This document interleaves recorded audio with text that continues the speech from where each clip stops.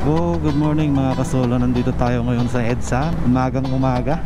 Pupunta tayo ngayon sa Motostrada, sa CF Moto, para reviewin ang basic review. Yan, i-review natin kahit basic lang, yung makikita lang natin ang bagong labas ng CF Moto na si CLX 700. Hanggang lang tayo, hanggang review na lang tayo sa mga dream bike natin.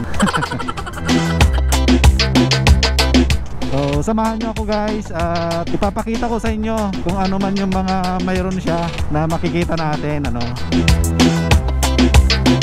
Hanggang dun lang muna siguro.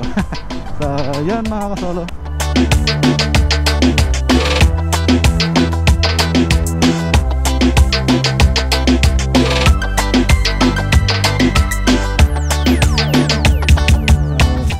Bago yan, syempre, intro muna tayo guys. Let's go.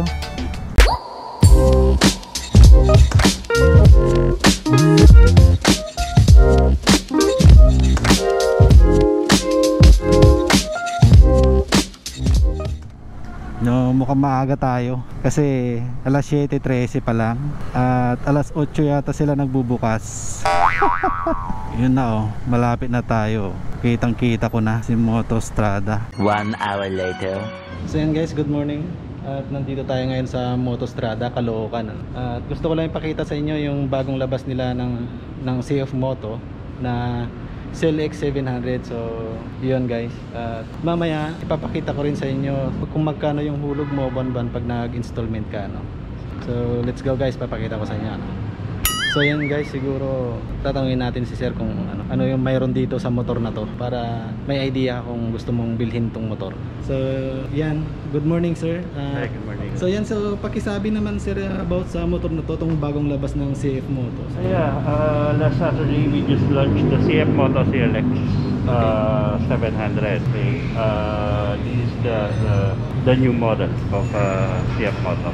So 700cc siya, medyo neo-classic ang look, neo-classic na halong scrap. So the price of this one is 369,800. so yes sir. Naka-introductory price pa lang kami, kaya napakamura. Pwede naman cash din sir, Yeah. pag may pang cash. Yes. So yun, nakita ko sa Facebook nyo, pwede nang magpa-reserve kung gugustuhin nila, sir? Yes, pwede na. We accept 50% down payment or cash, then within 1 to 2 weeks. So ini-accept nyo lang sir 50% down payment? 50%. Marami na nagpa-reserve. Marami na. Pero ngayon sir, may stock kayo na pwede nilang ilabas agad-agad? 1 to 2 weeks. Ay, 1 to 2 weeks pa. Yeah. Yun, so 1 to 2 weeks pa guys. So yun, wala akong ibang masabi about sa motor na to, kasi kung sa personal, okay siya para sa akin. Yan guys, kung gusto niyo siguro bumili nito or magpa-reserve, punta na kayo dito dahil marami na daw nagpa-reserve nito as of now. So 1 to 2 weeks daw mayroon na. So ano pa hinihintay nyo? Pumunta na kayo para makahabol pa kayo sa unang labas, sa unang release. Napapangitan ako sa video ito, pero okay lang din pala. So, pakili na lang sir, so ibig sabihin pala, isang variant pa lang yung lumabas dito? Yes, isang variant parang ang nilalabas ng CF Moto International. So, buong mundo, heritage pa lang ang available.